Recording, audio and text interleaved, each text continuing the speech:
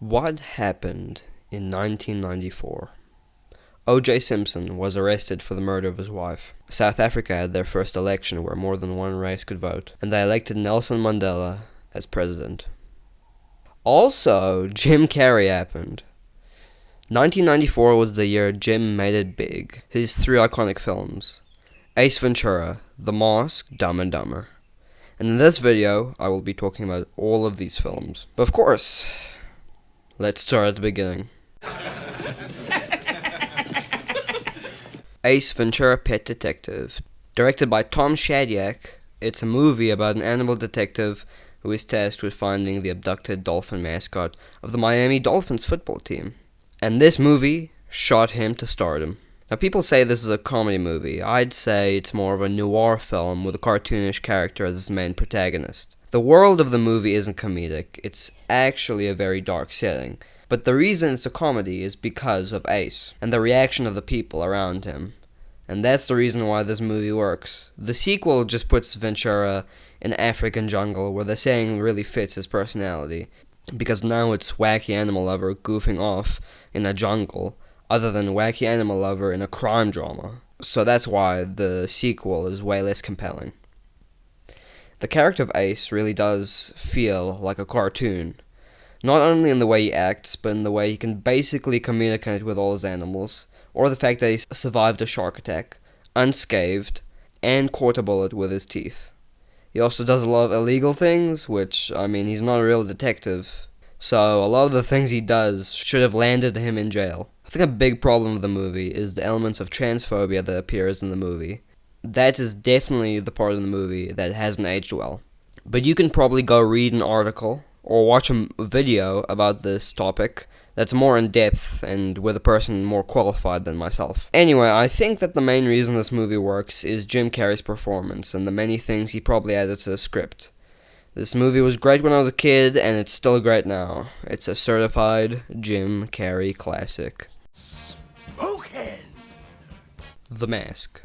Directed by Tom Russell, Stanley Ipkiss, a hapless everyday bank clerk who finds a green mask that transforms him into a green-faced cartoon menace. Now, if Ace Ventura was very cartoony, this movie takes it to another level. Now, instead of Jim Carrey's character being wacky and the rest of the world is annoyed by him, in this movie, Stanley is very charming, but of course lacking confidence. So it's pretty normal. But the rest of the people are all very corrupt and unlikable. There is a subversion of expectations, though. Tina ends up not betraying the main hero, like many movies before, but it's actually Peggy who ends up betraying him. When Stanley gets the mask, what happens is he stops being shy and the confidence comes out. Yes, in a very over-the-top way, but it still comes out. He does take revenge on the world around him, using his newfound abilities, but it's not as extreme as in the comics. Of course, this movie is based on a comic that started in 1991, of the characters and the depictions of violence. In the comic book, Stanley isn't likable. He's just like every person in the city. So when he gets the mask, he also takes revenge, but in a very violent and brutal way. In the movie, he goes from a shy person to a confident cartoon. In the comic, he goes from a jerk to an evil cartoon maniac. I think the change of the character benefits the film in many ways. It also gives him the chance to have a character arc, where he finally becomes confident without having to use the mask. Looking back, in this trio of movies, my favorite has to be this one. I love a lot of the outdated effects, the jokes are great, and it's very nostalgic for me personally. It's another certified Jim Carrey classic. Hey, want to hear the most annoying sound in the world? Directed by Peter Farrelly. Two dumb friends who set out on a cross-country trip to return a briefcase full of money to its owner, thinking it was abandoned, but it was actually left as a ransom. This movie takes the formula of Jim Carrey being weird and wacky in a world that isn't weird, and changes it by adding another variable, being another weird and wacky character, played by Jeff Daniels.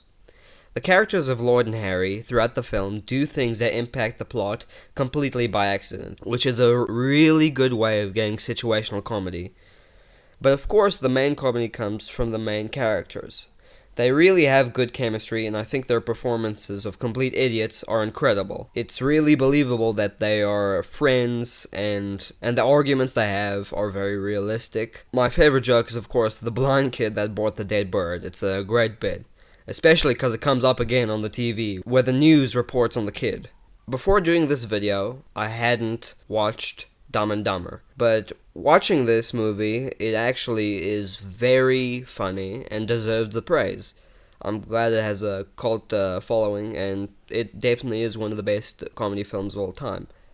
But personally, I do think that it's the worst one out of the three movies I've talked about today. It doesn't have the nostalgia factor that Ace Ventura and The Mask have, so I don't have that personal connection to it.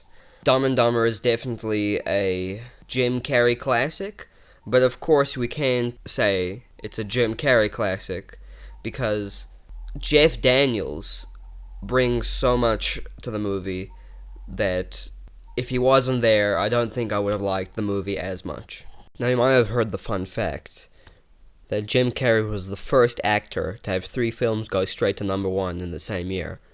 And for good reason. All of these films are classics. They all even got their own animated TV shows. Personally, I wasn't alive in 1994, so I don't know how it would have felt to have a guy go from basically unknown, except for a few, stand-up comedy bits and a few lesser-known movies, to a comedy legend in just 1 year.